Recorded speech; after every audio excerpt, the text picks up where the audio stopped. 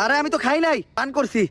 সবকিছুই রেডি আছে, এখন খালি এই কাঁচা দুধের ভিতর আদা রক্ত দিতে হইব। দে তোর 8টা দে, 8 টাকাইটা কয়েক ফোঁটা রক্ত দুধের ভিতর ফালাই। আমি দিমুকে, আপনার ভালো লাগলে আপনি দেন।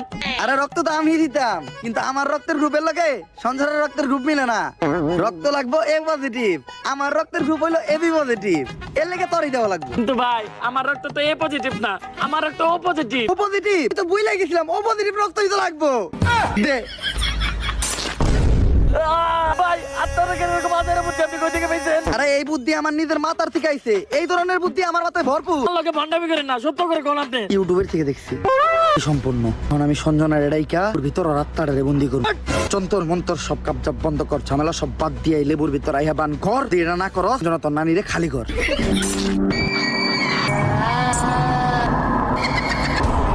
ভাই বটগাছে ভূত।